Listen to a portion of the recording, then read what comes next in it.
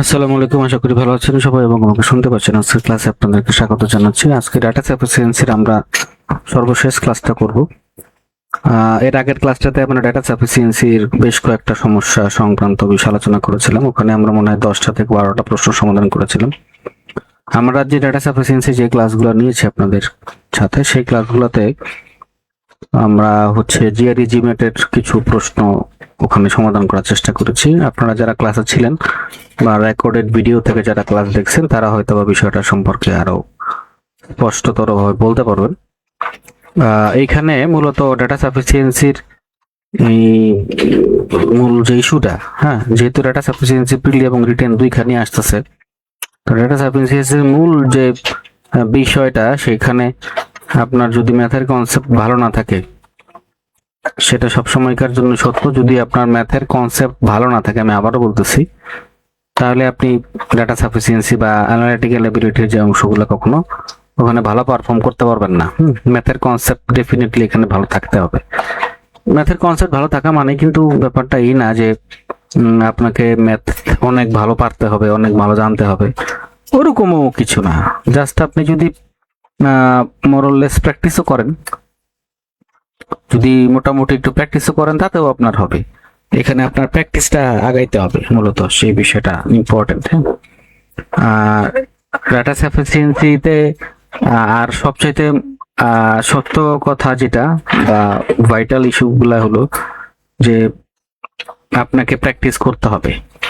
সেখান থেকে আপনি প্র্যাকটিস করেন না কেন, মানে অল্প সময়ে আপনি যে কিছু বিষয়গুলা ধরতে পারবেন, সেই অ্যাবিলিটি আপনার থাকতে হবে মূলত। এইটা হলো গুরুত্বপূর্ণ আলাপ আলোচনা। আচ্ছা, ডাটা সাফিসিয়েন্সি নিয়ে আমাদের প্রথম যে ক্লাসটা শুরু করতেছি, প্রথম না, দ্বিতীয় যে ক্লাসটা, সেটা প্রথম ক্লাসে আপনারা দেখছেন যে আমরা বেশ কিছু সমস্যা নিয়ে আলোচনা করেছি। আমাদের এই সমস্যাগুলো, আমাদের এই কোশ্চেনগুলো হতেছে আপনার জিআরই জিম্যাটের ওয়েবসাইট এবং বই থেকে আমরা সংগ্রহ করেছি। এখানে প্রিভিয়াস ইয়ারের কিছু প্রশ্ন সমাধানও আছে। মূল বড় ফাইলটা আমরা কিছু ফাইলের কিছু অংশ আমরা সবার জন্য উন্মুক্ত করেছিলাম, সবাই হয়তো দেখছেন। আবার কিছু অংশ আমাদের পেইড ব্যাচে দেওয়া হয়েছে। মূলত আমাদের পেইড ব্যাচের ক্লাসেরই যে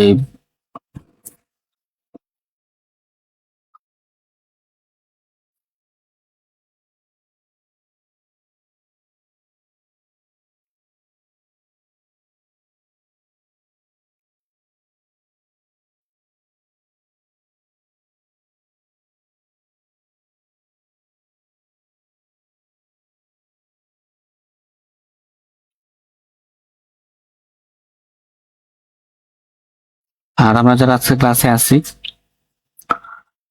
আমরা একটু সবার সাথে লাইভটা শেয়ার করে দেবো যাতে বন্ধু বান্ধব সবাই দেখতে পারে। কারণ আমরা ক্লাসটা উন্মুক্ত করে দিয়েছি এবং অ্যানালিটিক্যাল অ্যাবিলিটি আসার পরে মানুষদের মনে, বিশেষ করে যেহেতু 17 তারিখে বাংলাদেশ ব্যাংক অ্যাসিস্ট্যান্ট ডিরেক্টরের পরীক্ষা, সবার মনে এক ধরনের ভয় কাজ করতেছে। আমি যেটা খেয়াল করলাম, অ্যানালিটিক্যাল অ্যাবিলিটি অনেকের মাথার উপর দিয়ে যাইতেছে। অনেকেই এই ব্যাপারে আসলে মানে পারঙ্গম না, তো যার কারণে অনেকেই ভয়ের মধ্যে আছে। কারণ হলো আপনার ইয়েতে এই এটা কি বলে, পরীক্ষাতে, বিশেষ করে সিনিয়র অফিসারের পরীক্ষাতে এখান থেকে প্রশ্ন আসবে। এবং অ্যানালিটিক্যাল অ্যাবিলিটি কমন পড়ছে এখন পর্যন্ত ইতিহাস আসলে ওরকম বলে না। তো যেই কারণে অ্যানালিটিক্যাল অ্যাবিলিটি যদি প্র্যাকটিস কারো করা না থাকে, তাহলে একটা বড় সমস্যার মধ্যে পড়ে যাবেন এখানে। আর রিটেনে যেহেতু নাম্বার ভালো আছে, তবে সেখানেও যদি একটু মানে নিজের এক্সপার্টাইজ শো করতে না পারেন, একটু হয়তো অসুবিধা পড়ে যাবেন আর কি। বেসিক্যালি যারা মুখস্থ বিদ্যা বেসড প্রিপারেশন নিতেন একটা সময়, তাদের জন্য মোটামুটি একটু অসুবিধার মধ্যে পড়ে যাবেন আপনারা। এটা হলো বড় ইস্যু। যাই হোক, আমরা প্রথম সমস্যাটা যাইতেছি, প্রথম না, এটা 12তম কোশ্চেন। এর আগের দিনের ক্লাসে আমরা 11তম কোশ্চেন পর্যন্ত সমাধান করেছিলাম।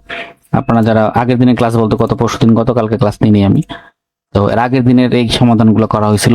এই ফাইল আপনাদেরকে দেওয়া হয়েছে, এই ফাইল আপনাদেরকে প্রোভাইড করা হয়েছে। আমরা 12 নম্বর প্রশ্ন যাবো। 12 নম্বর প্রশ্নটা হচ্ছে, what was the ratio between ages of P and Q 4 years ago? 4 বছর আগে পি এন কিউ এর রেশিও বয়সের অনুপাত কত ছিল। আচ্ছা, এই অঙ্কটা করার আগে আমি আপনাদের কিছু টিপস শেয়ার করি। মূলত কিছু কিছু অঙ্ক আছে যেখানে এজ, তারপরে হচ্ছে এভারেজ, তারপরে হচ্ছে আপনার পার্টনারশিপ, তারপরে আছে হচ্ছে রেশিও। এই ধরনের কিছু প্রবলেম আপনারা দেখতে পাবেন ডাটা সাফিসিয়েন্সিতে, যে এখানে হয়তো বা দুজনের বয়সের রেশিও, দুজনের বিজনেস রেশিও, এরকম কিছু কথাবার্তা বলা থাকে, এবং এখান থেকে বলা হয়, ধরেন আমি আপনাকে একটা এক্সাম্পল দিই। এখানে প্রথমে সবার আগে মনে করলাম, আমি আপনাকে বললাম যে এ বি এর আয়ের অনুপাত হইতেছে 5:6। এ এবং বি যে আয় করে সেই আয়ের অনুপাত হইতেছে 5:6। এবং পরের কোশ্চেন আমি আপনাকে বললাম যে এ কত টাকা আয় করে সেটা আপনি বের করেন। আচ্ছা, এ কত টাকা আয় করে সেটা বের করার জন্য আমার একটা টোটাল সাম অফ মানি প্রয়োজন পড়বে, টোটাল অ্যামাউন্টের প্রয়োজন পড়বে। সেটা যদি কোথাও না থাকে তাহলে আমি এ অথবা বি কোনোটার আয় বা ব্যয়, কোনোটা বা সেভিংস বা সঞ্চয়, কোনো কিছু বের করতে পারবো না। এটা একটা ভাইটাল ফ্যাক্টর। আমি বুঝাতে পেরেছি নিশ্চয়ই আপনাদেরকে, যে যখন দুইটা রাশির অনুপাত দেওয়া থাকবে কোথাও, সেটা যে কোনো ম্যাথ হতে পারে, ডাটা সাফিসিয়েন্সিতেও থাকতে পারে, অ্যানালিটিক্যাল অ্যাবিলিটিতেও থাকতে পারে, আপনাদের ম্যাথমেটিক্সেও থাকতে পারে, জেনারেল ম্যাথমেটিক্সে সেখানেও থাকতে পারে, যে দুজনের আয়ের অনুপাত, ব্যয়ের অনুপাত, বয়সের অনুপাত, কর্মঘণ্টার অনুপাত, হোয়াট এভার ইট ইজ, যে কোনো কিছু থাকতে পারে। দুজনের যদি যে কোনো অনুপাত দেওয়া থাকে এবং আপনাদেরকে বলা হয় যদি ইন্ডিভিজুয়াল পারফরমেন্স আপনি বের করেন, ইন্ডিভিজুয়াল পারফরমেন্স বলতে individual age, individual income, individual number, মানে getting the marks in the exam, এরকম কিছু হতে পারে। যত কিছু বলুক না কেন, আপনার এখানে কোনো কিছু সাম প্রয়োজন পড়বে। যদি কোনো কিছু সাম আপনার না থাকে, মানে টোটাল অ্যামাউন্ট থাকতে হবে, টোটাল এজ থাকতে হবে, টোটাল অন্তত টোটাল অ্যাভারেজ থাকতে হবে, কিছু না কিছু থাকতে হবে, টোটাল কিছু না কিছু থাকতে হবে, এছাড়া আপনি বের করতে পারবেন না। আদারওয়াইজ এটা দিয়ে আপনি বের করতে পারবেন না। ঠিক আছে, কথা বুঝতে পারছেন? এই অঙ্কগুলা আমরা এখানে বেশ কিছু এই ধরনের সমস্যা আছে, যে সমস্যাগুলোতে আপনি দেখবেন যে রেশিও দেওয়া আছে বাট টোটাল অ্যামাউন্ট অফ বা টোটাল অ্যামাউন্ট নিয়ে কিছু কথাবার্তা বলা নেই, টোটাল সাম নিয়ে কোনো কিছু বলা নেই। তাহলে আমি বের করবো কিভাবে? আমার পক্ষে এটা সমাধান করা সম্ভব না। এখানে এই অঙ্কটা ঠিক সেম অঙ্ক। দেখেন, the ratio between present age of P and Q 3-4, মানে পি এর বয়স যদি 3 বছর হয়, কিউ এর বয়স 4 বছর। পরের যে স্টেটমেন্ট সেটা হচ্ছে the ratio between the present age of Q and R is 4:5। যদি কিউ এর বয়স 4 হয় তাহলে আর এর বয়স 5 হবে। এই রেশিওটা থেকে, এই দুটো রেশিও থেকে আমরা কি পাবো? আমরা প্রশ্নে পরে আসতেছি। আমাদেরকে বলছে পি এবং কিউ এর যে বয়সের অনুপাত সেটা 4 বছর আগে আপনি বের করেন। এইটা থেকে আমরা, এই জায়গা থেকে আমরা 3 জনের অনুপাত পাবো। এই জায়গা থেকে আমরা 3 জনের অনুপাত পাবো কিভাবে? যদি আমরা এইটাকে 3 দিয়ে গুণ করি, আর এটাকে যদি আমরা, আচ্ছা গুণ করার দরকার নাই, তো গুণ করার তো দরকার নেই, গুণ করা ছাড়াই আমরা পাবো। গুণ করা ছাড়াই আমরা পি, কিউ এবং আর এর অনুপাত পাবো। অনুপাত কত? 3, 4, 5 পাইছি অনুপাত। এবং 3, 4, 5 দিয়ে কি আমরা কোনো কিছু বের করতে পারবো? আপনাকে বলছে 4 বছর আগে পি এর বয়স এবং কিউ এর বয়স কত ছিল। আচ্ছা, 4 বছর আগে ধরেন পি এর বয়স হয়ে গেলে এখানে thrice x, হ্যাঁ, that means thrice x minus 4 অনুপাত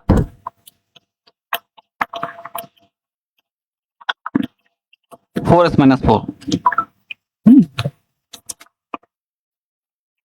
এটা দেখে বের করা সম্ভব না, কিন্তু দেখেন, কারণ টোটাল এজ নাই কোথাও। হয় পি কিউ আর এর টোটাল এজ লাগবে, অথবা কিউ আর এর টোটাল এজ লাগবে, অথবা পি কিউ এর টোটাল এজ লাগবে, এছাড়া আমরা বের করতে পারবো না। এবার আসেন আমাদের অপশনগুলোতে। If the data in statement 1 alone are sufficient to answer the question, while the data in statement 1 alone are not sufficient to the answer of the question. If the data in statement 2 alone are sufficient to answer the question, while the data in statement 1 alone are not sufficient the question. আচ্ছা, এখানে মূল যে ব্যাপারটা হইছে যে এখানে বলতেছে যে যদি 1 alone শুধু সাফিসিয়েন্ট, এখানে হলো 2 alone sufficient. Number C, if the data either in the statement 1 alone or in the statement 2 alone are sufficient to answer the question. আর এই যে প্রথম আর দ্বিতীয়র মধ্যে একটা কন্ডিশন আছে। প্রথম আর দ্বিতীয় মধ্যে বলতেছে এই যে এখানে আসলে এটা 2 হবে, while in the data in the statement 2 অথবা alone are not sufficient, two are alone sufficient না। এই এক নাম্বার ডেটা দিয়েই সমাধান করে দেওয়া সম্ভব। আচ্ছা, সি নাম্বার বলতেছে যে কোনো একটা দিয়ে আমরা সমাধান করতে পারবো, যে কোনো একটা দিয়ে সমাধান করতে পারবো। নাম্বার ডি বলতেছে if the data even in both statement 1 and 2 together R not sufficient two answer the question. আমরা ডি অ্যান্সার করব কখন? এটার অ্যান্সার হচ্ছে ডি। কখন অ্যান্সার করব ডি? যখন আমরা বোথ স্টেটমেন্ট কাজে লাগিয়ে কোনো অ্যান্সার বের করতে পারবো না, এখানে সেটাই বলতেছে। এখন দেখেন, যেহেতু পরীক্ষাটা আইবিএ নিতেছে 17 তারিখের পরীক্ষাটা, এখানে 4টা অপশন আছে, 4টা অপশনের জায়গায় কিন্তু 5টা অপশনও থাকতে পারে। ইন জেনারেল জিআরএজিমেন্টে যে ধরনের প্রশ্ন থাকে ডেটা সাফিসিয়েন্সি থেকে, সেই সাফিসিয়েন্সিতে 5টা প্রশ্ন, 5টা অপশন থাকে ইন জেনারেল, আমরা দেখতে পাইছি। 5টা অপশনে আমরা যাবো, 5টা অপশন থাকতে পারে। তো আমাদের অপশনগুলো দেখে নিতে হবে কোথায় কোনটা আছে। সব জায়গায় এখানে স্টেটমেন্ট এলন কেন, এখানে স্টেটমেন্ট 2 হবে। 13 নম্বর আসে, আমরা নিশ্চয়ই বুঝতে পারলাম। 13 নম্বর প্রশ্নটা দেখেন, what is the speed of the running train which takes 9 second to cross a signal post. আপনাকে একটা ট্রেনের স্পিড বা ভেলোসিটি বের করতে হবে। আচ্ছা, স্পিড আর ভেলোসিটি, স্পিড বের করতে হবে আপনি। আচ্ছা, স্পিড আপনি কিভাবে বের করবেন? স্পিডের ফর্মুলাটা কি আগে দেখেন। স্পিডের ফর্মুলাটা হইতেছে, আমরা জানেন যে distance equal to speed into সময়, ডি সমান এস, একটা ফর্মুলা আছে। যারা স্পিড এন্ড ডিস্টেন্সের চ্যাপ্টারটা করছেন তারা হয়তো বা এটা বলতে পারবেন। আচ্ছা, এখান থেকে আমরা স্পিড বের করার একটা ফর্মুলা পাবো, সেটা হলো distance divided by time. Distance divided by time, যারা এই সূত্রটা জানেন না মুখস্থ করে ফেলেন। এটা আপনার ডেটা সাফিসিয়েন্সিতে যেমন কাজে লাগবে, একই সাথে এটা কাজে লাগবে হচ্ছে জেনারেল ম্যাথমেটিক্সেও, প্রিলিমিনারিতেও আসতে পারে, রিটেনও আসতে পারে। যারা এই সূত্রটা জানেন না ওনারা এই সূত্রটা মুখস্থ করে ফেলেন। আচ্ছা, প্রথমে আপনাকে বলতেছে আপনাকে স্পিড বের করতে হলে ডিস্টেন্স জানতে হবে আর হলো সময় জানতে হবে। আমরা এখানে সময় পেয়েছি t = 9 সেকেন্ড, পেয়েছেন? এটা কিন্তু গিভেন। তাহলে আমাদের যদি কোথাও ডিস্টেন্স থাকে তাহলে তার কোনো অসুবিধা নেই, আছে? নাই। প্রথম অংশ দেখেন, the length of the train is 90 metre. তো length of the train is 90 metre যদি হয়ে থাকে, ট্রেন যখন পুলকে ক্রস করবে, একটা ট্রেন যখন, মনে করেন এটা একটা পুল, হ্যাঁ, এর একটা পুল, মনে করেন একটা ট্রেন যখন পুলকে ক্রস করবে তখন ট্রেন তার নিজের দৈর্ঘ্য অতিক্রম করবে। একটা ট্রেন যখন কোনো পুলকে ক্রস করবে, বা একটা ট্রেন যখন কোনো পুলকে ক্রস করবে, সিগন্যাল পোস্টকে ক্রস করবে, যেটাকে ক্রস করা কোনো, এই ক্রস করা মানে হচ্ছে ট্রেন তার নিজের দৈর্ঘ্য অতিক্রম করা। এবং যেহেতু সিগন্যাল পোস্টের কথা বলা হয়েছে, সিগন্যাল পোস্টের তো কোনো দৈর্ঘ্য নাই, সিগন্যাল পোস্ট এরকম লম্বা, দৈর্ঘ্য হলো এতটুকু, এটাকে আমরা ইগনোর করতেই পারি। তাহলে সেই হিসাবে ট্রেন তখন নিজের দৈর্ঘ্য অতিক্রম করে। দ্যাট মিনস এখানে যে ডিস্টেন্সটা, সেই ডিস্টেন্সটা হইতেছে 90 মিটার। ডিস্টেন্সটা কত? 90 মিটার। তাহলে প্রথম স্টেটমেন্ট থেকে আমরা 90 দিয়ে যদি 90 ডিভাইড বাই 9 বের করলে কি পাবো? 90 ডিভাইড বাই 9 বের করলে 10 পাবো, 10 মিটার পার সেকেন্ড। ঠিক আছে? তাইলে আমরা কি পেলাম? আমরা কিন্তু অলরেডি স্পিড পেয়ে গেছি, 10 মিটার পার সেকেন্ড আমরা অলরেডি স্পিড পেয়ে গেছি। আচ্ছা, পরের statement 2, the train takes 27 seconds to cross a platform 180 metre. আচ্ছা, তাহলে 180 মিটার দৈর্ঘ্যের একটা প্ল্যাটফর্ম আছে, সেই প্ল্যাটফর্মটা ট্রেন যখন অতিক্রম করে তখন ট্রেনে 27 সেকেন্ড সময় লাগে, 27 সেকেন্ডস। আচ্ছা, আমরা একটা প্ল্যাটফর্ম আঁকি এখানে, দেখেন দিস ইজ আ প্ল্যাটফর্ম। আপনার এই অঙ্কটা করলে, এই অঙ্কটা যদি আপনি শিখেন, তাইলে আপনার ট্রেনের অঙ্কগুলার বেসিকটা জানা হয়ে যাবে, ট্রেনের অঙ্কের বেসিকটা জানা হয়ে যাবে এই অঙ্কটা যদি আপনি জানেন। আমরা এই জন্যই বলছিলাম ক্লাসের শুরুতে, প্রথমেই আপনাকে বলছি, যদি আপনার ম্যাথমেটিক্সের বেসিক ভালো না থাকে তাহলে আপনি অ্যানালিটিক্যাল এবিলিটি, ডেটা সাফিসিয়েন্সি এগুলো ঠিক মতো করতে পারবেন না। মানে logical sense, smart logical sense থাকতে হবে। স্মার্ট লজিক্যাল সেন্স না থাকলে এটা করতে পারবেন না। এটা মনে করেন একটা স্টেশন, যদি একটা ঘর হয়ে গেছে, এখানে প্যারালাল রেল লাইন আছে, this is the parallel rail line. হ্যাঁ, এই লাইন দিয়ে ট্রেন যাবে, এই লাইন দিয়ে আপনার হচ্ছে ট্রেন যাবে। আচ্ছা, ট্রেন গেল, মনে করেন ট্রেন ধরেন ধোঁয়া ওঠাইয়া ট্রেন যাইতেছে, খুব ভালো, ধোঁয়া ওঠাইয়া ট্রেন যাচ্ছে। এখন এইটা যখন ট্রেন অতিক্রম করতে যাবে, এই স্টেশনটা যখন ট্রেন অতিক্রম করতে যাবে তখন ট্রেনকে দুইটা দৈর্ঘ্য অতিক্রম করতে হবে। এই স্টেশনটাকে যখন ট্রেন অতিক্রম করতে যাবে তখন ট্রেনকে কয়টা দৈর্ঘ্য অতিক্রম করতে হবে? দুইটা দৈর্ঘ্য অতিক্রম করতে হবে। ফার্স্ট অফ অল তার নিজের দৈর্ঘ্য অতিক্রম করতে হবে, মানে সে তো ধরেন এখান থেকে শুরু করছে, ফর এক্সাম্পল এখান থেকে তার প্রথম বগি গেল, দ্বিতীয় বগি গেল, তৃতীয় বগি গেল, চতুর্থ বগি গেল, পঞ্চম বগি গেল, সব বগিগুলো কিন্তু এটা ক্রস করবে। এবং একই সাথে সবগুলো বগি এই স্টেশনকে ক্রস করবে। তার মানে তাকে দুইটা ডিস্টেন্স অতিক্রম করতে হবে। দুইটা ডিস্টেন্স কি কি? একটা ডিস্টেন্স হইতেছে তার নিজের দৈর্ঘ্য, লেন্থ অফ দ্য ট্রেন, এবং একটা কি? একটা হচ্ছে প্ল্যাটফর্মের দৈর্ঘ্য, দ্যাট ইজ দ্য 180 মিটার। তাইলে 180 প্লাস 90 দুটোকে আপনি সাম আপ করবেন এবং ভাগ দিবেন হইতেছে সময় দিয়ে 27 সেকেন্ড যে সময় এখানে বলা আছে। তাহলে 180 প্লাস 90 যদি আপনি সাম করেন আপনি পাবেন হচ্ছে 270। 270 কে যদি 27 দিয়ে ডিভাইড করেন তাহলে আপনি পাবেন হচ্ছে 10 সেকেন্ড, 10 মিটার পার সেকেন্ড পাবেন। এটাও একটা স্পিডকে সাধারণত ভি দিয়ে ডিফাইন করা হয়, ভেলোসিটি। তাহলে আমরা পেয়ে গেলাম না? এবার বলেন তো অ্যান্সার কোনটা, বলেন যারা ক্লাসে আছেন, অ্যান্সার কোনটা বলেন তো। If the data either in statement 1 alone or in the statement 2 alone are sufficient to answer the question, মানে আমরা যে কোনো একটা দিয়ে আমরা অ্যান্সার বের করতে পারবো। বলেন অ্যান্সার কত? আমরা তো পেয়ে গেছি, আমরা প্রথম স্টেটমেন্ট থেকে অ্যান্সার পেয়েছি, দ্বিতীয় স্টেটমেন্ট থেকে অ্যান্সার পেয়েছি, তার মানে C is the answer. D হয়তো কখন, ডি হবে কখন, যখন আপনি বোথ স্টেটমেন্ট কাজে লাগিয়ে কাজ করবেন তখন, অথবা মানে ডি একটা জিনিস খেয়াল করেন, এই অপশনগুলোতে কিন্তু বোথের কথা বলা নাই যে বোথ দিয়ে কাজে লাগছে, এখানে আছে হচ্ছে বোথ কাজে লাগবে না সেটা। আর এখানে হইতেছে statement either in the statement 1, আমরা হয় স্টেটমেন্ট 1 কাজে লাগিয়ে ম্যাথ করতে পারবো অথবা দুইটা স্টেটমেন্ট অথবা বি দিয়ে কাজ করতে পারবো। হ্যাঁ, একটা জিনিস খেয়াল করেন, মানে এ এর সাথে সি এর পার্থক্যটা আসলে কি, মানে এ বি এর সাথে পার্থক্যটা কি? এ বি এর সাথে পার্থক্য হইতেছে এ একা সাফিসিয়েন্ট, বি বাদ, বি নালিফাই করে দিতেছে, বি কোনো কাজে লাগবে না। বি বলতেছে যে নাম্বার 2 ইজ সাফিসিয়েন্ট, 1 কোনো কাজে লাগবে না। আর সি বলতেছে দুইটাই মানে আইদার 1 অর 2 কাজে লাগবে। আরেকটা কন্ডিশন, আরেকটা অপশন থাকতে পারে, সেটা হলো বোথ দিয়ে আমরা অ্যান্সার বের করব। আরেকটা অপশন থাকতে পারে, সেটা হলো বোথ কাজে লাগিয়ে আমরা অ্যান্সার বের করতে পারতেছি না, সেটা হলো ডি। আরেকটা অপশন এখানে আসতে পারে ই নাম্বারে, যে বোথ কাজে লাগিয়ে আমরা অ্যান্সার বের করতে পেরেছি। আমরা যাবো আরেকটা অঙ্কে যাব। Number 14, salary of A and be in the ratio 3:4, expenditure in the ratio 4:5, what is the ratio of the savings, তাদের সেভিংস এর রেশিও কত? আচ্ছা আসেন আমরা দেখি আগে ওদের ডিস্ট্রিবিউশনটা আগে ডিফাইন করি। এটা হচ্ছে এ, এটা হচ্ছে বি। আচ্ছা সরি, এটা একটা লাইন ফাঁকা রাখতে হবে, একটা লাইন ফাঁকা রাখতে হবে। এটা হচ্ছে এ এবং এটা হচ্ছে বি, ওকে?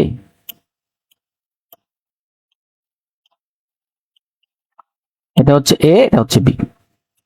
আচ্ছা এটা হচ্ছে ওনাদের স্যালারি, এটা হচ্ছে ওনাদের এক্সপেন্ডিচার মানে খরচ, এটা হচ্ছে ওনাদের সেভিংস, ঠিক আছে? আচ্ছা স্যালারিতে বলতেছে A be in the ratio 3:4, তার মানে এর স্যালারি হচ্ছে 3x আর বি এর স্যালারি হতেছে আপনার 4x। এক্সপেন্ডিচার হতেছে এর এক্সপেন্ডিচার হতেছে 4y আর বি এর এক্সপেন্ডিচার হতেছে 5y।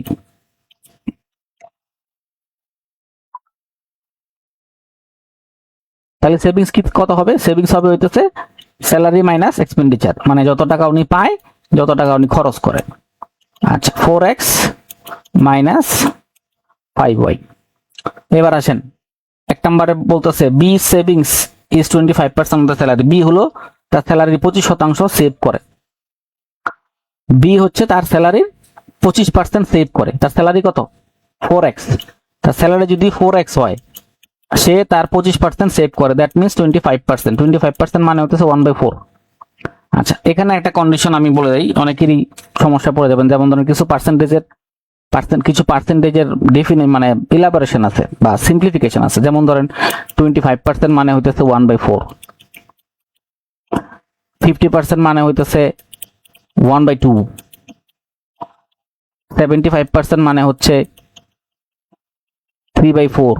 হ্যাঁ, এগুলা আপনি অনেক সময় ম্যাথমেটিক্সে পাবেন। হ্যাঁ পাবেন, আপনি যখন ম্যাথ করতে যাবেন, সিম্পলিফিকেশন করতে যাবেন, তখন ডিরেক্টলি মানগুলো বসাই দিবেন।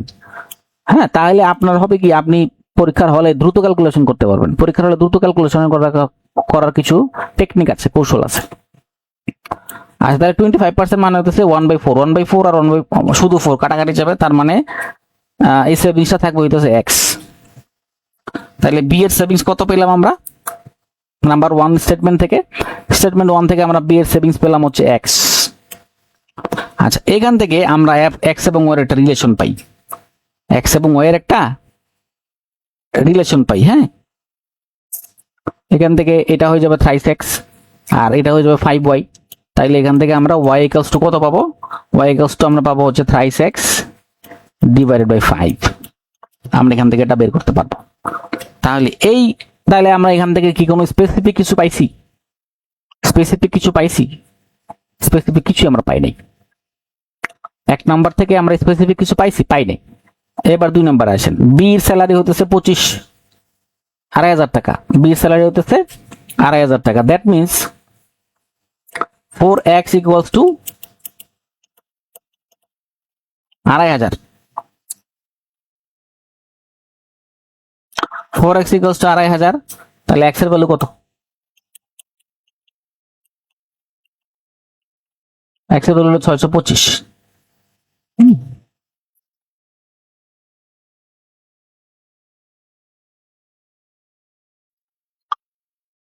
ঠিক আছে?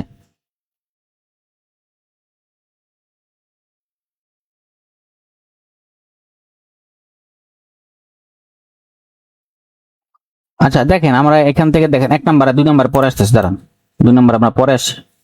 আমরা 1 নাম্বারে যাই আগে। আমরা 2 নাম্বারে পরে আসি, 1 নাম্বারটা শেষ করি নাই এখনো। আচ্ছা, y ইকুয়ালস টু 3x/5। আচ্ছা, y ইকুয়ালস টু 3x/5 হয়, তাহলে আমরা এর সেভিংসটা বের করতে পারবো এখান থেকে। দেখেন তো এখান থেকে আমরা পাবো কিনা। 3x মাইনাস 4 ইন্টু 3x/5 এখান থেকে পাবো কিনা দেখেন তো। এখান থেকে আমরা পাবো হলো, এখানে পাবো হলো 3 4 12, 12x/5, আর এখানে পাবো হচ্ছে 3x। আচ্ছা, এটা যদি আমরা লসাগু করি তাইলে আমরা এখানে পাবো হলো 15x মাইনাস 12x। তাহলে আমরা কত পাবো এখানে? আমরা পাবো হইতেছে আপনার 3x/5। তাহলে এর আমরা সেভিংস পাইলাম, এর সেভিংস পাওয়া গেল। তাহলে এর সেভিংস যদি পাওয়া যায়, তাহলে আমরা প্রশ্ন ছিল তাদের রেশিও অফ দের সেভিংস, তাদের সেভিংসের রেশিও কত। তাহলে তাদের সেভিংসের রেশিও পাওয়া যাবে 3x/5 অনুপাত বি এর সেভিংস কত? বি এর সেভিংস হচ্ছে x। তাহলে এটা দিয়ে ভাগ করা 5 দিয়ে যদি গুণ করেন তাহলে এখানে পাবেন হচ্ছে 3:5। তার মানে অপশন এ দিয়ে আমরা অ্যান্সার পেয়ে গেছি। অপশন এ দিয়ে আমরা অ্যান্সার পেয়ে গেছি, তার মানে অপশন এ সাফিসিয়েন্ট। ভালো কথা। আমার এখানে অপশন বি দেখতে হবে। আচ্ছা, অপশন বিটা আমরা অ্যাডভান্স করে বলছিলাম। অপশন বিতে হলো 2,500, বি এর স্যালারি হতে 2,500, বি এর স্যালারি কত? 4x। তাইলে 4x যদি আপনার 2,500 টাকা হয়, x এর ভ্যালু কত? 625 টাকা। এই 625 টাকা দিয়ে কি বের করা যাবে? 625 টাকা দিয়ে কি আপনি বের করতে পারবেন কিছু? 625 টাকা দিয়ে না। কেন পারবেন না? কেন পারবেন না? কারণ হইতেছে আপনি এক্সপেন্ডিচার জানেন না। ঠিক আছে? তাহলে এই 625 দ্বিতীয় স্টেটমেন্ট দ্বারা উত্তর করা যাবে না, কারণ এই স্যালারির সাথে আপনার খরচ অথবা সঞ্চয় যে কোনো একটা তথ্য জানতে হবে। আপনি স্যালারি জানেন, আপনি তো বাকি তথ্য জানেন না। আপনি তো এখান থেকে ওয়াইয়ের ভ্যালু বের করতে পারবেন না। পারবেন? আপনি শুধু এক্স এর ভ্যালু জানেন। এক্স দিয়ে যদি এটা বের করেন তাহলে আপনার সেটা বের হবে। এটা তো আপনি পেয়েছেন হচ্ছে ওয়াই, এটা তো এই সমীকরণটা তো পাইছেন হচ্ছে 1 নাম্বার থেকে। এই সমীকরণটা তো পাইছেন 1 নাম্বার থেকে। শুধু এই সমীকরণগুলো অবশিষ্ট আছে 2 নাম্বারের জন্য। 2 নাম্বারের জন্য শুধুমাত্র এই সমীকরণটা অবশিষ্ট আছে। তো এখানে যদি আপনি এক্স এর মান 2,500 বসাই দেন তাহলে আপনার হবে 2,500 মাইনাস 5y। এটা হলো সেভিংস। এখানে যদি আপনি ওয়াই এর ভ্যালু না জানেন, পারবেন বের করতে? সম্ভব না। মানে সিঙ্গেল স্টেটমেন্ট নাম্বার 2 নিয়ে যদি চিন্তা করেন, পারবেন না। তার মানে স্টেটমেন্ট 2 কোনো কাজে লাগতেছে না এখানে। দ্যাট মিনস এটার অ্যান্সার হইতেছে এ, যে data in statement 1 alone is sufficient to answer the question, but the data in the statement 2 alone is not sufficient to answer the question. তাহলে আমরা পেলাম। ওকে, এবার আসেন 14 এ বলতেছে there what is the height of a triangle right angle triangle. আচ্ছা, right angle ট্রায়াঙ্গেলের উচ্চতা আমরা বের করব। রাইট অ্যাঙ্গেল ট্রায়াঙ্গেল মানেটা আগে জানতে হবে। Right angle triangle. Right angle triangle is a সমকোণী ত্রিভুজ। সমকোণী ত্রিভুজ, যে ত্রিভুজের একটি কোণ সমকোণ, দ্যাট মিনস একটা কোণ হচ্ছে 90 ডিগ্রি। এই যে এটা আছে না, এই যে এটা হচ্ছে রাইট অ্যাঙ্গেল ট্রায়াঙ্গেলের হাইট। এই যা দেখতে পাচ্ছেন এটা হচ্ছে রাইট অ্যাঙ্গেল ট্রায়াঙ্গেলের হাইট। আচ্ছা, ত্রিভুজের যে উচ্চতা, ক্ষেত্রফল বের করে কি হবে? ক্ষেত্রফল বের করে হচ্ছে হাফ ইন্টু ভূমি ইন্টু, এটা যদি আপনার ভূমি হয়, হাফ ইন্টু ভূমি ইন্টু উচ্চতা। এটা দিয়ে আমরা বের করবো ত্রিভুজের ক্ষেত্রফল। ভালো কথা।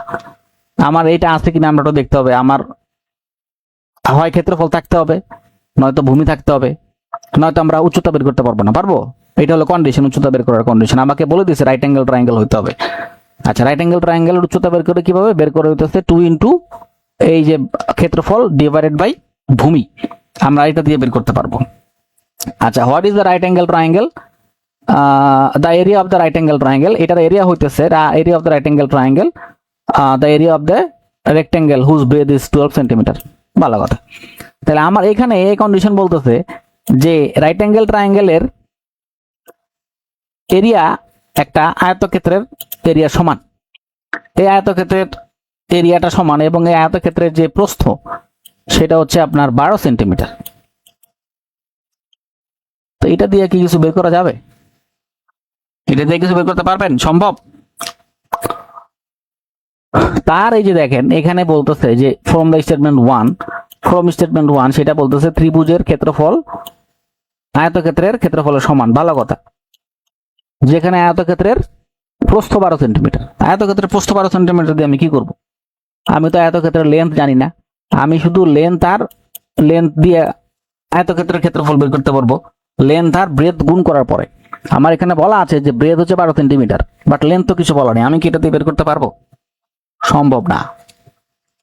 আপনাকে লজিক্যাল মাইন্ড দিয়ে বুঝে নিতে হবে যে আপনার কোন কোন এলিমেন্ট থাকলে আপনি একটা প্রবলেম সলভ করতে পারবেন। ত্রিভুজের ক্ষেত্রফল কিভাবে বের করতে পারবেন, কি কি এলিমেন্ট আপনার দরকার, আয়তক্ষেত্রের ক্ষেত্রফল আপনি বের করতে চাচ্ছেন, আপনার কি কি এলিমেন্ট লাগবে।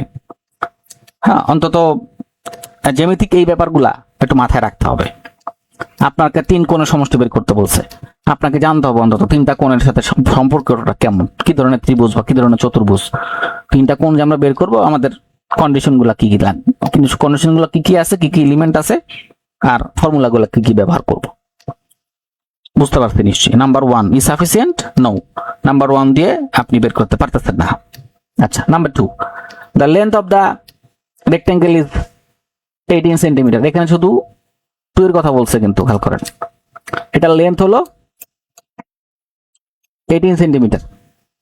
এই যে লেন্থ হচ্ছে 18 সেন্টিমিটার। আপনারা এখান থেকে এটার যে এরিয়াটা সেটা বের করতে পারবেন। 18 দিয়ে 12 এখন গুণ করে দেন, 18 ইন্টু 12। এই ধরনের গুণের বেলায় আমি আপনাকে একটা নিয়ম শিখাই দিই, সেটা হলো 20 মাইনাস 2 কত হয়? 18 হয়। তার সাথে আপনি 12 গুণ করবেন।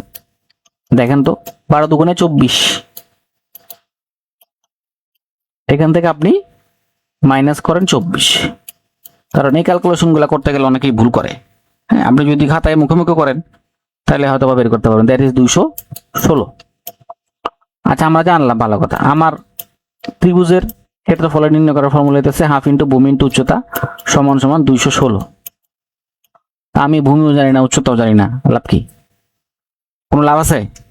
আমি ভূমিও জানি না, উচ্চতাও জানি না, তাইলে আমরা কিভাবে ত্রিভুজের উচ্চতা বের করব? হাউ? এই একটা যে কোনো একটা ভ্যালু আমার জানতে হবে। যে কোনো একটা বলতে আমাকে অবশ্যই ভূমির দৈর্ঘ্য জানতে হবে। আমি যদি ভূমির দৈর্ঘ্য না জানি, আমার পক্ষে এটা সমাধান করা সম্ভব না। তাহলে আমরা প্রথমেই কিন্তু বুঝতে পারছি আমাকে খুঁজতে হবে যে আমি কিভাবে ভূমির দৈর্ঘ্য বের করতে পারবো। তাহলে এটার অ্যান্সারটা হচ্ছে ডি। এখানে 2টা স্টেটমেন্ট দিয়া আমি এই তথ্যটা বের করতে পারবো না। আপনি কিন্তু অ্যান্সার প্রথমেই বের করতে পারবেন, প্রথমেই খুঁজে, মানে প্রথমেই দেখার পরে বুঝতে পারবেন, আপনার অঙ্কটা করতে হবে না। যদি আপনার লজিক্যাল মাইন্ডটা রেডি থাকে এবং আপনি যদি জানেন যে ত্রিভুজের উচ্চতা নির্ণয় করতে হলে আপনাকে কি কি তথ্য জানতে হবে, আপনি যদি সেটা জানেন তাহলে প্রথম প্রশ্নটা দেখার পরে আপনি অ্যান্সারটা বলে দিতে পারবেন। এই প্রশ্নটা দেখার পরে আপনি অ্যান্সারটা বলে দিতে পারবেন। আপনাকে যখন এই কন্ডিশনে দেওয়া হবে, এই স্টেটমেন্টগুলোর কথা বলা হবে, পড়ার পরে আপনি বলে দিতে পারবেন অ্যান্সারটা আসলে কি হবে। আপনাকে অ্যানালাইসিস করার প্রয়োজন হবে না আপনার। ঠিক আছে? এই জন্য যে বারবার বলতেছে আপনার লজিক্যাল সেন্স থাকতে হবে এবং একই সাথে সূত্র সম্পর্কে একটা আইডিয়া থাকতে হবে, ভালো ক্রিস্টাল ক্লিয়ার আইডিয়া থাকতে হবে। Number 16 Ram is taller than Shyam and Joy is, আচ্ছা রাম ইজ টলার দেন শ্যাম। আচ্ছা, রাম তাহলে হচ্ছে আপনার শ্যামের চাইতে বড়। আচ্ছা, জয় ইজ শর্টার দেন বিক্রম, তাহলে জয় হইতেছে বিক্রমের চাইতে ছোট। Who is the shortest among them, তাদের মধ্যে সবচেয়ে ছোট কে? আচ্ছা, তাদের মধ্যে সবচেয়ে ছোট কে, এইটা নির্ণয় করতে হলে আমাকে কি জানতে হবে? আমাকে জানতে হবে শ্যামের সাথে জয়ের সম্পর্ক, অথবা শ্যামের সাথে বিক্রমের সম্পর্ক, অথবা রামের সাথে জয়ের সম্পর্ক, অথবা রামের সাথে বিক্রমের সম্পর্ক।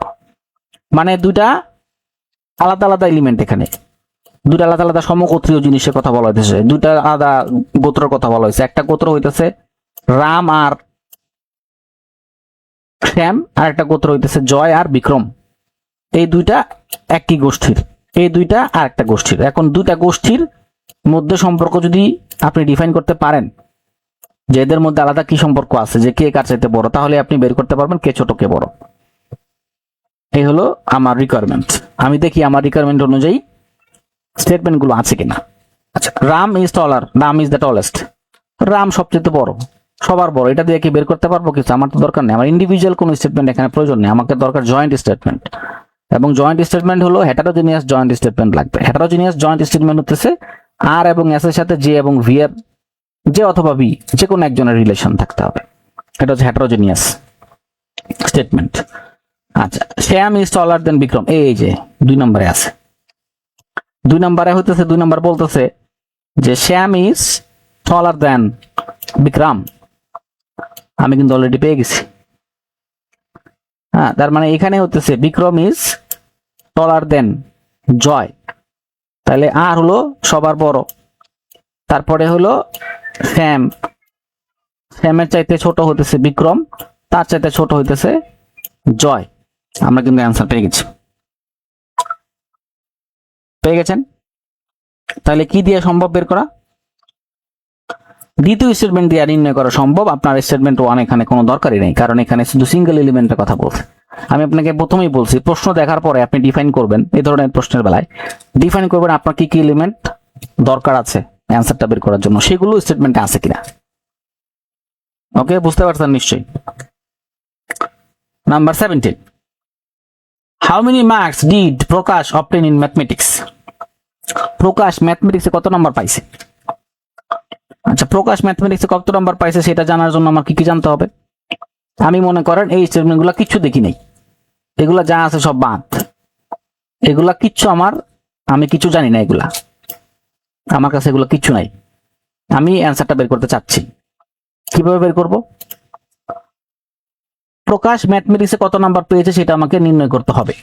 ধরেন আপনি একটা পরীক্ষাতে, ইংরেজি পরীক্ষাতে কত নাম্বার পেয়েছেন সেটা আমরা বের করলাম। আমাদের মডেল টেস্টে আপনি পরীক্ষা দিয়েছেন, 100 নাম্বারের একটা পরীক্ষা দিয়েছেন, ওইখানে আপনি ইংরেজিতে কত নাম্বার পেয়েছেন আমরা সেই ইংরেজি নাম্বারটা বের করতে চাচ্ছি। তো স্পেসিফিক্যালি আপনার খাতাটা দেখতে হবে। প্রথমত খাতাটা দেখার পরে দেখতে হবে যে ইংরেজি পার্টিকুলার ইংরেজি প্রশ্ন কত থেকে কত পর্যন্ত আছে। ধরে নেন 1 থেকে 25 পর্যন্ত ইংরেজি প্রশ্নগুলো আছে। এখানে আপনি কত নাম্বার পেলেন? এখানে আপনি যদি 20টা অ্যান্সার করে থাকেন, এখানে যদি আপনার 2টা ভুল হয়ে থাকে, 2টা ভুলের জন্য আপনার 1.25 করে মাইনাস হবে। তাহলে ধরেন আপনি এখানে 3.5 নাম্বার কম পেলেন। 3.5 নাম্বার কম পেলে আপনার মার্কটা হয়ে যাবে কত? 16.5, তাই তো? এইটা হলো আপনার মার্কস 16.5। তাহলে কিভাবে বের করা যায়? ইন্ডিভিজুয়ালি কোশ্চেন অ্যান্সারিং দেখার পরে, অথবা টোটাল মার্কস থেকে। আমি যদি এটা জানি যে এখানে 100 নম্বরের পরীক্ষা হয়েছে, এখানে আপনি ম্যাথমেটিক্সে 20% মার্কস পাইছেন, ম্যাথমেটিক্সে 20% মার্কস পাইছেন টোটাল নাম্বারে, দ্যাট মিনস আপনি 20টা নাম্বার পেয়েছেন। এছাড়া বের করা যাবে, আদারওয়াইজ আরো যাইতে পারে। ধরেন 3টা সাবজেক্টের প্রশ্ন হয়েছে এখানে, ইংরেজি, ম্যাথমেটিক্স, বাংলা, 3টা সাবজেক্টের পরীক্ষা হয়েছে।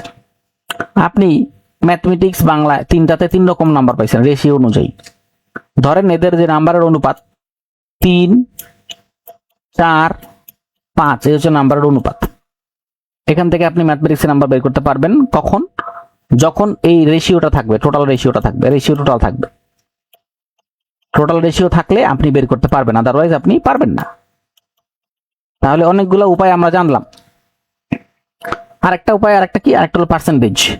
যে আমরা যখন বলবো যে আপনি শতকরা 30% মার্কস পাইছেন এখানে ম্যাথমেটিক্সে, তখন আমরা বুঝতে পারবো যে হ্যাঁ 100 নাম্বার পরীক্ষা হয়েছে, এখান থেকে আপনি 30% নাম্বার পাইছেন। আমাদের এত কিছু জানতে হবে, আমরা ম্যাথমেটিক্সের নাম্বার বা যে কোনো সাবজেক্টের নাম্বার বের করতে পারবো। মানে আপনি একটা পরীক্ষা দিয়েছেন, পরীক্ষাতে আপনার টোটাল নাম্বারের সাথে ওই নাম্বারের রেশিওটা কত, বা ওই নাম্বারের 5 নাম্বার কত, ফেল নাম্বার কত, সেটা জানলেও বের করা সম্ভব, সেটা জানলেও বের করা সম্ভব আছে। এখন আমরা দেখি আমার স্টেটমেন্টে কি আছে? আমার স্টেটমেন্ট বলতেছে যে Prakash secured on average 55% marks in mathematics, physics and chemistry together. মানে সে 55% মার্কস পেয়েছে তিনটা সাবজেক্টে, গড়ে 55%। তো গড়ে যদি সে 55% নাম্বার পায় কয়টা সাবজেক্টে? তিনটা সাবজেক্টে, তাহলে টোটাল নাম্বার কত হবে? 55 × 3 = 165 নাম্বার সে টোটাল পাইছে ওখানে। তাহলে আমি কি এ দিয়ে অ্যান্সারটা বের করতে পারলাম? মানে 1 দিয়ে কি অ্যান্সার বের করতে পারছি? আমি 1 দিয়ে অ্যান্সারটা বের করতে 1 দিয়ে আমরা অ্যান্সার বের করতে পারলাম না। তার মানে 1 এক নাম্বার বাদ, এক নাম্বার বাদ। তারপরে Prakash secure 10% more marks than the average in mathematics. বুঝলেন? তাহলে মূল বিষয়টা হলো এখানে বলতেছে যে যে বিষয়গুলোতে যে সে টোটাল যে গড় নাম্বার পাইছে, এটা হলো 50% মার্কস পাইছে হলো গড়। কোথায়? এভারেজে। সিকিউর 10% মোর দেন, এই নাম্বারটা চাইতে 10% নাম্বার বেশি পাইছে। কোথায়? ম্যাথমেটিক্সে। তার মানে ম্যাথমেটিক্সে সে 65% নাম্বার পাইছে। আমার এখানে কি বলছে? How many marks did Prakash obtain in mathematics? আমি কি শুধু 65% দিয়ে বের করতে পারবো? এটা বললে কি আমার অ্যান্সারটা হবে? কেন হবে না?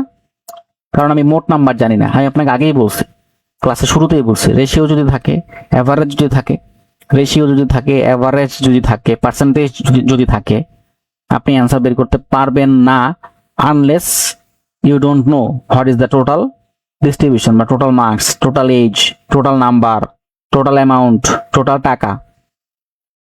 তার মানে এটার অ্যান্সার কত? তার মানে এটার অ্যান্সার হচ্ছে ডি, আর নট সাফিসিয়েন্ট। 1 এবং 2 কোনোটাই সাফিসিয়েন্ট না। এবার হচ্ছেন 18। What was the total amount of, what was the amount of profit earned? এখানে 1 2 3 4 5 পাঁচটা অপশন বলতেছে what was the amount of total profit earn. Profit কত টাকা প্রফিট পাওয়া গেছে? কত টাকা প্রফিট পাওয়া গেছে? আচ্ছা, কত টাকা প্রফিট পাওয়া গেছে সেটা জানার জন্য আমাকে কি জানতে হবে? আগে দেখেন এখানে 3টা স্টেটমেন্ট। এতদিন পর্যন্ত, এতক্ষণ পর্যন্ত আপনারা 2টা স্টেটমেন্ট পাইছেন। এখন দেখেন এখানে 3টা স্টেটমেন্ট বলা আছে। আচ্ছা, আপনি একটা বিষয়ে একটা ব্যবসা শুরু করেছেন, এই ব্যবসাতে আপনার কত টাকা প্রফিট হয়েছে সেটা আপনার জানতে হবে। আপনি কিভাবে জানবেন? প্রফিট নির্ণয় করার ফর্মুলাটাকে জানেন।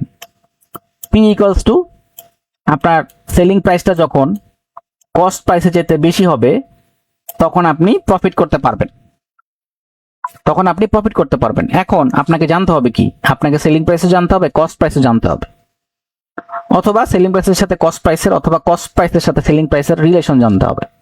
আদারওয়াইজ আপনি প্রফিট জানতে পারবেন না। আচ্ছা, এখন আমরা দেখব 1 2 3 3টা স্টেটমেন্টে এইগুলো আছে কিনা। 10% discount was offered on the level price. ধরেন লেভেল প্রাইস ছিল হলো 100 টাকা, এটার উপরে 10% ডিসকাউন্ট দেওয়া হলো, তাহলে আপনি কত টাকায় প্রোডাক্টটা কিনবেন? কত টাকায় আপনি প্রোডাক্টটা কিনবেন? মানে যিনি ক্রেতা তিনি কত টাকায় কিনবেন? তিনি কিনবেন হচ্ছে 90 টাকায়। তিনি 90 টাকায় কিনলো, আমি কি ক্রেতা? প্রফিটটা কে করবে? প্রফিট করবে হচ্ছে ক্রেতা। প্রফিট করবে হচ্ছে বিক্রেতা। তাহলে বিক্রেতা কত টাকায় কিনলো, কত টাকায় বিক্রি করলো? সে 90 টাকায় বিক্রি করলো, ভালো কথা। ডিসকাউন্ট দিয়ে 90 টাকা বিক্রি করলো। এখন তার তার এটা হলো তার এসপি, হ্যাঁ এইটা ছিল তার এসপি। এইটা প্রথম কন্ডিশন অনুযায়ী বা প্রথম স্টেটমেন্ট অনুযায়ী এসপি হচ্ছে 90 টাকা। তা আপনি যদি সিপি না জানেন বের করতে পারবেন?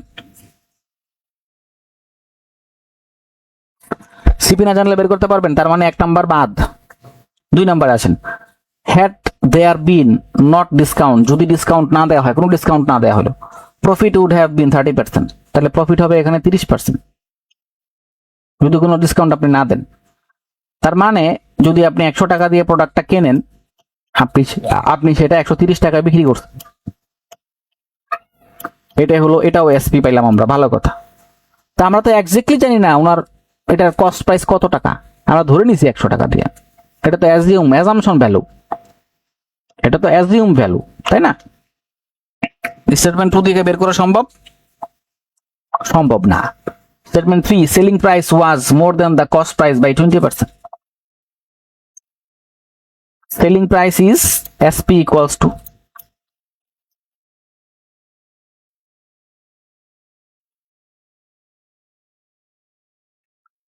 Selling price was more than the cost price by 20%।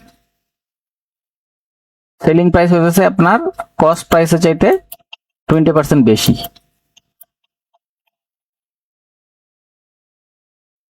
পারবেন বের করতে? সম্ভব না যদি আপনি এক্স্যাক্টলি কস্ট প্রাইস না জানেন। তার মানে এইটার স্টেটমেন্টগুলো দেখেন, এই অপশনগুলো দেখেন, অপশনগুলো বলতেছে 1 and either 2 or 3, any 2 of the 3, all 1 2 3, তিনটা দিয়ে স্টেটমেন্টটা অ্যান্সারটা বের করে গেছে। Either 1 or 2 or 3। Number E, question cannot be answered even with the information in the all 3 statement, মানে additional information required, that is এইটার অপশনটা হইতেছে আপনার এডিশনাল ইনফরমেশন লাগবে। এডিশনাল ইনফরমেশন ছাড়া আপনি অ্যান্সারটা বের করতে পারতেছেন না, that is question can not be answered even with the information of the all statement. ঠিক আছে, তাহলে আমাদের করণীয়টা হলো প্রশ্নটা দেখার পরে আমি একটা নিজে থেকে একটা হাইপোথিসিস দাঁড় করাবো, যে হাইপোথিসিসে বলা থাকবে, বা নিজে থেকে একটা অ্যাজাম্পশন তৈরি করব যে আমার কি কি এলিমেন্ট এখানে দরকার টু অ্যান্সারিং দ্য কোশ্চেন। ঠিক আছে, নাম্বার 17 পর আর কিছু আছে নাই, 17 পরে সর্বশেষ। আচ্ছা 17টার মধ্যে তো একটা টুইস্ট আছে, সেই টুইস্ট হলো এটার মধ্যে অ্যানালিটিক্যাল পাজল আছে, ডেটা সাফিসিয়েন্সি আছে, দুটোই আছে। যাদের পাজলের ক্লাস আমরা শুরু করব, পাজলের আগে এইটা সমাধানের মধ্যে যে পাজলের সমাধান যখন করবেন তখন কেমনে করবেন, এটা একদম মাথা নষ্ট করা। পাজল সবচাইতে টাইম কনজিউমিং। আপনি তো ডেটা সাফিসিয়েন্সি তো মানে একটুখানি ম্যাথমেটিক্স ধারণা থাকলে বের করে ফেলতে পারবেন, কিন্তু পাজল আপনারা পাজল করে দিবে, পাজল আপনাকে সত্যি পাজল করে দিবে। এবং যারা অ্যানালিটিক্যাল অ্যাবিলিটি আগে কখনো করেন নাই, প্রাইভেট ব্যাংকের পরীক্ষা যারা দেন নাই, প্র্যাকটিস করেন নাই, বিবিএ অথবা এমবিএ এর ভর্তি পরীক্ষা যারা কখনো দেন নাই, বিশেষ করে সায়েন্স ফ্যাকাল্টি ছেলেপেলেরা বিবিএ এমবিএ এর ভর্তি পরীক্ষা দেয় নাই, তাদের কিন্তু অ্যানালিটিক্যাল অ্যাবিলিটি নলেজ নাই। আপনার লজিক্যাল সেন্স অনেক ভালো থাকা আর অ্যানালিটিক্যাল অ্যাবিলিটি অনেক ভালো করে প্র্যাকটিস করা বিষয়টা কিন্তু একরকম না। এটার কিছু নিয়ম আপনার জানতে হবে, প্র্যাকটিসটা করতে হবে। আপনি সায়েন্সের ছাত্র, প্র্যাকটিস করে গেলেন না, কোনো লাভ হবে না। কম্পিটিশনটা এখন অনেক বড় পর্যায়ে চলে গেছে। আচ্ছা, দেয়ার আর 6 লেটার্স, এখানে 6টা লেটার আছে, W, A, R, S, N এবং E. Is answer the word from, is answer word formed after performing the following operations using 3 letters only. Using this, 6 letters only, 3 letter বলছিলাম, 6 letters only মানে বলতেছে যে is answer the word formed after performing the following operations using these 6 letters only.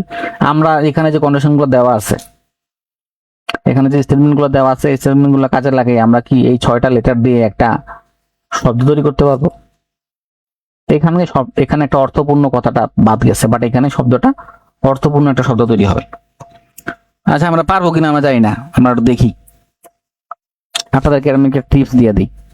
এই ধরনের কোশ্চেনে পাজলে সাধারণত কি হয়, পাজলের প্রশ্নটা কেমন হয় জানেন তো? পাজলের প্রশ্ন আছে, দেখেন, আসেন, পাজলের প্রশ্ন আছে। এই যে পাজলের প্রশ্ন, এটা রাজবাংলা ব্যাংকের পরীক্ষাতে আসছিল, আমরা এটার ভিডিও দিয়েছি, আমাদের ইউটিউব চ্যানেলে আছে, আমার প্রোফাইলেও আছে, দেখে নেবেন। পাজলটা দেখেন আগে। পাজলে বলা হইতেছে যেহেতু ওইটা পাজলের সাথে ডেটা সাফিসিয়েন্সির combination. P Q R S T U V W কয়জন আছে? 2 4 6 7 জন। আর সিটিং অ্যারাউন্ড বা sitting round the circle and are facing the centre, মানে তারা হচ্ছে সেন্টারকে ফেস করে বসে আছে, সেন্টারের দিকে তাকায় তারা বসে আছে। P is second to the right of T, who is neighbor of R and V. S is not neighbor of P. V is the neighbor of U. Q is not between S and W, and W is not between U and S. এই হলো 4টা condition. 4টা condition আপনাকে দেওয়া হলো। 4টা condition অনুযায়ী আপনি কোশ্চেন আনসার করবেন, কে কার পাশে বসছে। এই 4টা কন্ডিশন অনুযায়ী আপনি সিটিং অ্যারেঞ্জমেন্ট করবেন। এই অঙ্কগুলো কয়ভাবে আসে? সিটিং অ্যারেঞ্জমেন্ট একটা টাইপ, দেখতে পাচ্ছেন আপনারা, sitting arrangement is one kind of type. আর একটা টাইপ আছে, সেটা হচ্ছে interview schedule. Sitting arrangement, interview schedule, routine, তারপরে হলো ফিক্সচার, খেলার ফিক্সচার হতে পারে, খেলার ফিকচার সম্পর্কে আসতে পারে, যেহেতু ফুটবলের খেলা চলতেছে এবং 17 তারিখে বাংলাদেশ বিশ্বকাপ ফুটবলের ফাইনাল ম্যাচ। তাহলে ফুটবলের ফিকচার তৈরি করা আসতে পারে। বলা যায় না যে আপনাকে বললো যে ব্রাজিল আর্জেন্টিনার সাথে ফাইনালে শুধু খেলতে পারবে, অন্য কোনো সময় খেলতে পারবে না, যে ব্রাজিল এবং Argentina only for final match. তারপর আপনি বললেন পর্তুগাল এবং ফ্রান্স তারা কোয়ার্টার ফাইনালে খেলতে পারবে, কিছু কন্ডিশন আপনি দিয়ে দিলেন। কন্ডিশন দেওয়ার পর আপনি বললেন ফাইনাল কে খেলবে। কথা বুঝতে পারছেন তো? এই ধরনের প্রশ্ন আসতে পারে। তাহলে সিটিং অ্যারেঞ্জমেন্ট এক ধরনের টপিক ফর অ্যানালিটিক্যাল পাজল। তারপরে ইন্টারভিউ শিডিউল বা ইন্টারভিউ স্কেডিউল, তারপরে হচ্ছে স্পোর্টসের ফিকচার, তারপরে হচ্ছে পড়ার রুটিন, এগুলো আসতে পারে অ্যানালিটিক্যাল পাজলে। এগুলো আসতে পারে না, এগুলো আসছে পরীক্ষা। আপনারা নিশ্চয়ই দেখতে পাচ্ছেন সিনিয়র অফিসারের পরীক্ষাতে এখান থেকে প্রশ্ন আসছে। তাহলে বুঝলেন? তার মানে দেখেন, আপনি যে অ্যান্সারই বের করেন না কেন, এখানে যে অ্যান্সার গুলোর কথা বলা, which two of the following are not neighbours, কে পাশাপাশি বসা নেই। আপনি প্রশ্ন দেখলেন যে 6-7জন মানুষ আছে, তারা একভাবে বসছে। এখানেও আপনার কিছু কন্ডিশন দেওয়া থাকতে পারে। এখানে একটা কন্ডিশন হতেছে ফেসিং দ্য সেন্টারকে ফেস করে বসছে, এখানে কন্ডিশনটা হলো সেরকম। আর 1 2 3 4 4টা অপশন দেওয়া হয়েছে, 4টা অপশন অনুযায়ী আপনি নিচের অ্যান্সার গুলো বের করবেন। 4টা অপশন ছাড়া আপনি এই অ্যান্সার গুলো বের করতে পারবেন না। আচ্ছা, এইবার বলেন এটার অ্যান্সার কি হবে? 17 নম্বরের অ্যান্সার। 17 নম্বরের অ্যান্সার হবে question can not be answered even with the information in all 3 statements. এটা হলো একটা অপশন। আইদার 1 2 3, এটা একটা স্টেপ, এটা একটা মানে অপশন। আর একটা অপশন হচ্ছে অল 1 2 3, এটার অ্যান্সার হচ্ছে অল 1 2 3। অ্যানালিটিক্যাল পাজলে 3টা বা 4টা কন্ডিশন যেটা থাকবে সেটা ছাড়া আপনি অ্যান্সার বের করতে পারবেন না। এবার বুঝতে পারছেন ট্রিক্সটা কোথায়, কৌশলটা কোথায় অ্যাপ্লাই করা হয়েছে? এটা তো আপনি সময় বাঁচানোর জন্য আমি আপনাকে ট্রিক্সটা বলে দিলাম। সময় বাঁচানোর জন্য আমি আপনাকে ট্রিক্সটা বলে দিলাম। এখন আমরা যখন সত্যিকার অ্যানালিটিক্যালে যাব, ধরেন এই প্রশ্নটাই আপনার পাজলে আসছে, এই প্রশ্নটাই অ্যানালিটিক্যাল পাজলে আসছে, আপনি তখন অ্যান্সারটা কিভাবে দিবেন? আপনাকে অ্যান্সার বের করতে হবে না? এবং অ্যানালিটিক্যাল পাজলের সবচেয়ে বড় ইস্যু হইতেছে এটার জন্য অনেক রাফ করতে হয়। বিশেষ করে প্রিলিমিনারিতে এত রাফের জন্য এত জায়গা পাওয়া যায় না, তখন ছেলেপেলে কি করবে? এটা একটা বড় ইস্যু। এবং আমাদের প্রশ্নের যে সাইজ, দেখা যায় যে লেটার পেজে বা লিগেল পেজে প্রশ্ন দিতেছে অনেকগুলা প্রশ্ন, মানে 2টা পেজে প্রশ্ন দিয়ে শেষ করে ফেলতেছে, কোনো মার্জিন রাখা হয় নাই, অল্প একটু জায়গা। আমি ম্যাথমেটিক্সের জন্য রাফ করব নাকি অ্যানালিটিক্যাল অ্যাবিলিটির জন্য রাফ করব? আমি রাফটা করব কিসের জন্য? প্রিলিমিনারি পরীক্ষাতে একটা বড় চ্যালেঞ্জ। কিন্তু আবার প্রশ্নের মধ্যে দাগ দিলে অনেক টিচাররা বলে দাগ দেওয়া যাবে না, এক্সপেলও করে দিচ্ছে, আমি পাইছি এরকম। রিটেনে না হলে আপনি খাতার লাস্ট পেজে রাফ করলেন, যে এখানে বলে দিলেন যে খাতার রাফ পেজে লাস্ট পেজে আমি রাফ করলাম, রাফ করে আপনি কেটে দিলেন। প্রিলিমিনারি সময় কি করবেন? এই প্রবলেমটা আমি খুব ফেস করছি। কিন্তু আইবিএ যখন পরীক্ষাগুলো নিত, বিশেষ করে প্রাইভেট ব্যাংকের পরীক্ষাগুলো যখন আইবিএ নিত, তখন আপনার ওরা বুকলেট দিত, মনে করেন স্ট্যাপল করা 4-5টা পেজের প্রশ্ন, বিশেষ করে 4টা পেজের একটা প্রশ্ন থাকতো বুকলেটের মধ্যে, 4টা পেজের প্রশ্ন থাকতো। ওই বুকলেটের আবার এক একটা বুকলেটের কোশ্চেনের সিরিয়াল এক এক রকম। ওই বুকলেট নাম্বার আবার এমসিকিউর মধ্যে লিখতে হইতো। ওই এমসিকিউ নাম্বার এক একটা বুকলেটের অ্যান্সারের সিকোয়েন্স এক এক রকম। ওইখানে ওরা পয়সা খরচ করে প্রশ্ন করতো। তাহলে বোঝেন, আপনি মনে করেন 5000 প্রার্থী পরীক্ষা দিতেছে, 5000 প্রার্থী পরীক্ষা দিচ্ছে, তার মানে এখানে 5000টা বুকলেট ছাপানো হয়েছে আলাদা আলাদা করে, এবং 5000টা বুকলেটেরই কোশ্চেনের সিরিয়াল ভিন্ন ভিন্ন, এবং 5000টা বুকলেটেরই কোশ্চেনের অ্যান্সার ভিন্ন ভিন্ন। মানে অ্যান্সার ভিন্ন ভিন্ন বলতে কি, মানে প্রশ্নগুলো রিশাফলিং করা, কোশ্চেন সেম বাট কোশ্চেনগুলা রিশাফল করা। এক নাম্বার বুকলেটে মনে করেন 4টা 0 বা 3টা 0 1, এই বুকলেট নাম্বার 1, এই হলো বুকলেট নাম্বার 2 মনে করেন। হ্যাঁ, এই বুকলেটে ম্যাথ দিয়ে প্রশ্ন শুরু হয়েছে, নাম্বার 2তে প্রশ্ন শুরু হয়েছে অ্যানালিটিক্যাল অ্যাবিলিটি দিয়ে, 3 নম্বরে প্রশ্ন শুরু হয়েছে সাধারণ জ্ঞান দিয়ে, 4 নম্বরে প্রশ্ন শুরু হয়েছে ইংরেজি দিয়ে। হ্যাঁ, মনে করেন 5 নম্বরে ম্যাথ দিয়ে শুরু হয়েছে, কিন্তু ম্যাথের সিরিয়াল শুরু হয়েছে 50 নাম্বার সিরিয়ালটা 1 নম্বরে আসছে। তার মানে বুঝতে পারছেন বিষয়টা, রিশাফলিং করা প্রশ্ন। তো তখন যেটা হইতো, বুকলেটের তখন 4-5টা পেজে প্রশ্ন হইতো, ওইখানে যথেষ্ট স্পেস থাকতো, যথেষ্ট স্পেস দেওয়া হতো সাইডে, কোশ্চেনের মধ্যেও এরকম ফাঁকা গ্যাপ থাকতো, লাইন স্পেস গ্যাপ থাকতো, এবং এখানে এরকম এই যে ফাঁকা থাকতো যেটা দিয়ে রাফ করা যেত। আইবিএ যখন প্রাইভেট ব্যাংকের পরীক্ষাগুলো এখনো নেয়, এখনো ওই কাজটা করে। কিন্তু আমরা যখন গভর্নমেন্ট ব্যাংকের পরীক্ষাতে অ্যানালিটিক্যাল অ্যাবিলিটি দিয়ে আসছি, আমি যেটা রাফ করব কোথায়, সেটার ব্যবস্থা কর্তৃপক্ষ করে নেই। 300 টাকা ফি নিচ্ছে ঠিকই, 300 টাকা ফি দিয়ে আসলে এই ধরনের অ্যাডভান্টেজ ছাত্রছাত্রীদেরকে দেওয়া সম্ভব না। কেন সম্ভব না জানেন? কারণ যারা পরীক্ষা নেয়, এক্সাম টেকার, এখন 350 টাকার নিচে কেউ পরীক্ষা নিতে পারে না।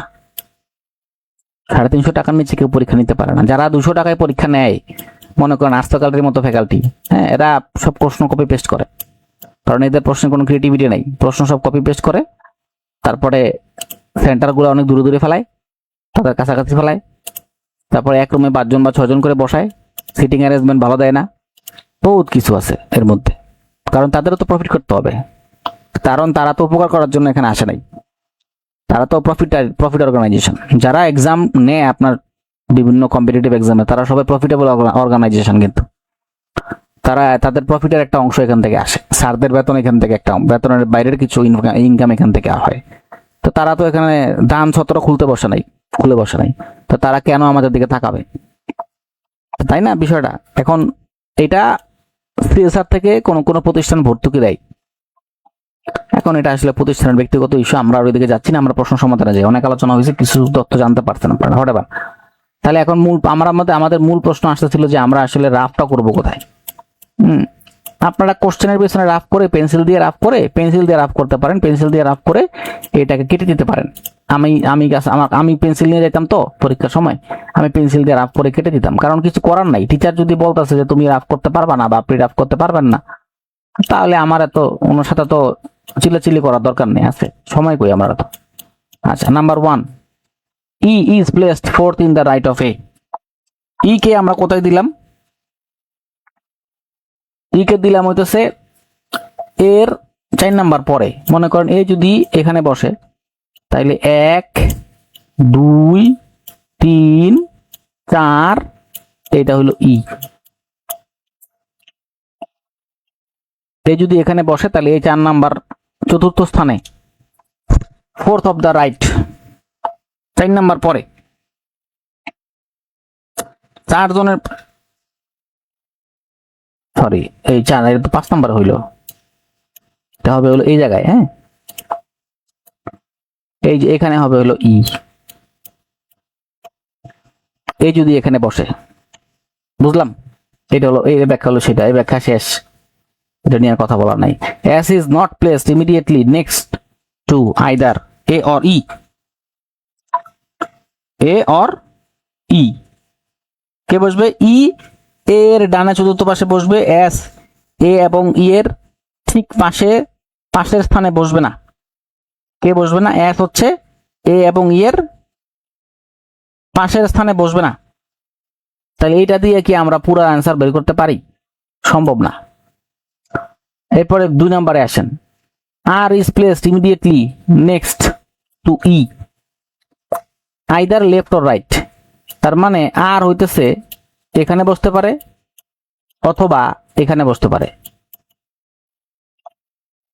আর অথবা ই এইভাবে ডিস্ট্রিবিউটেড হতে পারে।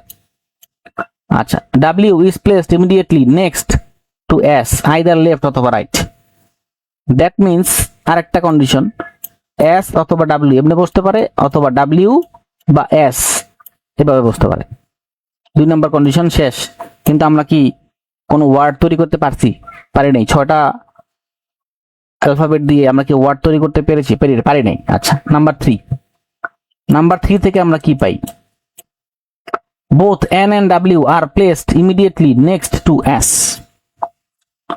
আচ্ছা, N কি both N and W are placed immediately next to S. আচ্ছা, বলতেছে যে সে ইমিডিয়েটলি নেক্সট টু S বসতে পারে। ইমিডিয়েটলি নেক্সট টু S বসা মানে একদম পাশাপাশি বসা। একদম পাশাপাশি বসলে কিভাবে বসতে পারে? হচ্ছে N S W। S কোথায় থাকবে? S মাঝখানে থাকবে, অথবা W S N। ঠিক আছে?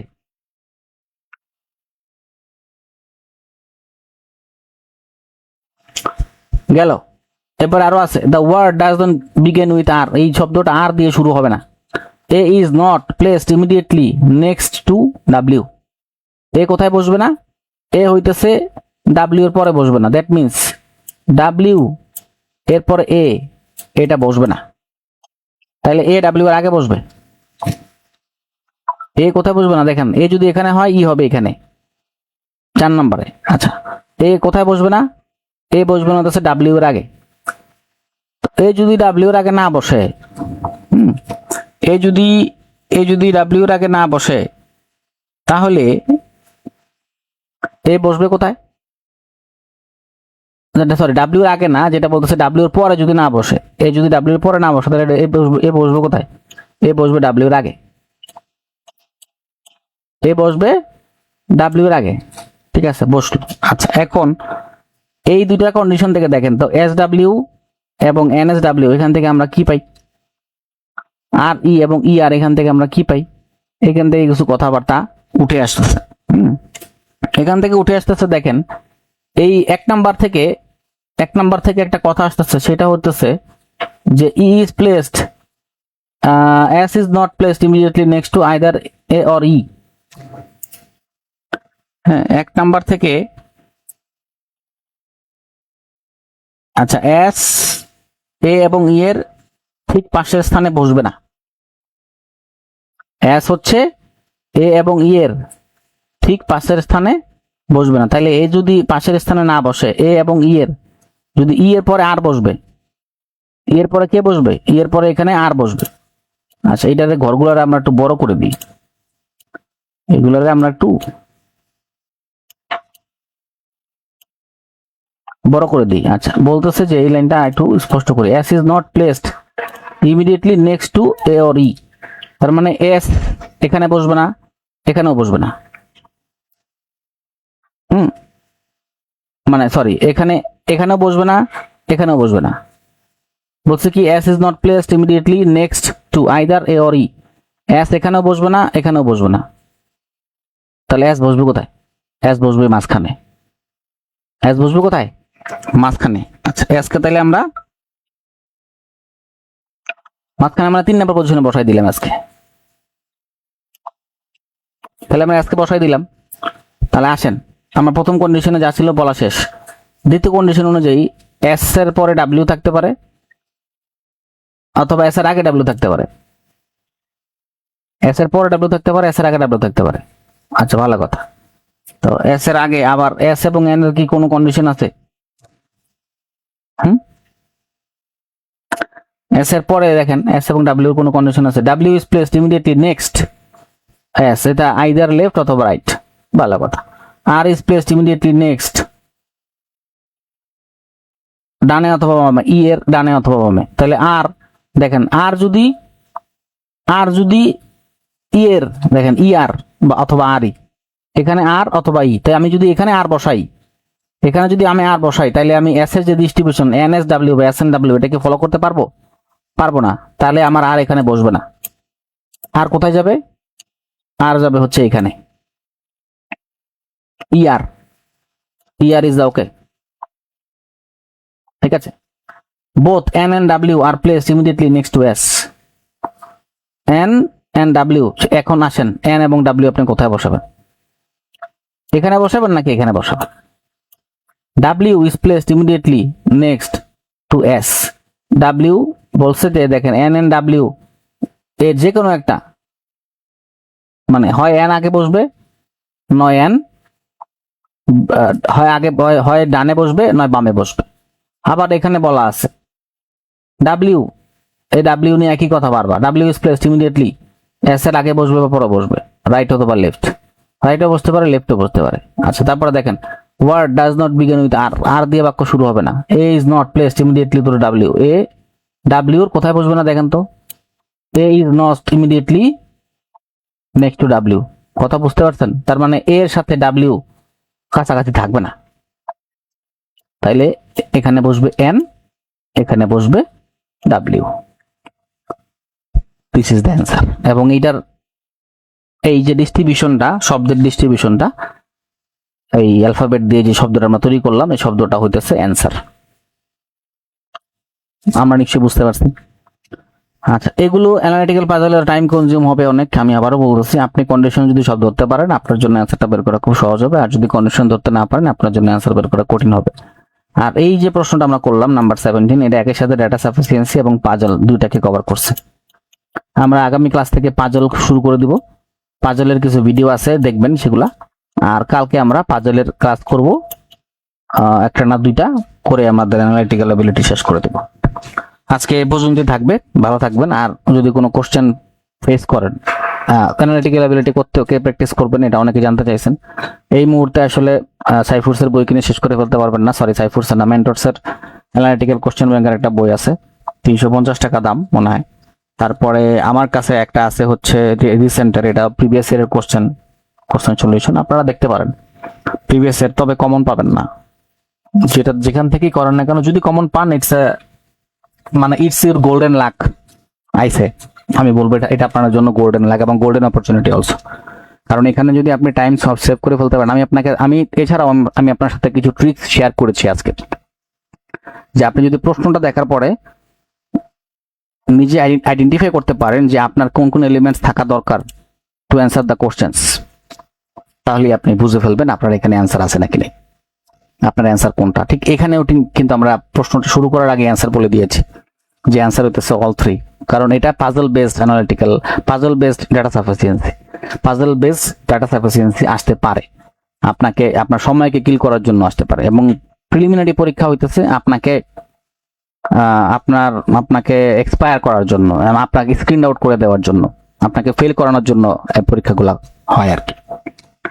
তবে আমি আপনাকে বলি, ডেটা সাফিসিয়েন্সিতে সাধারণত এ বি অ্যান্সার কম হয়। Most of the case both দিয়ে অ্যান্সার বের করা যায়।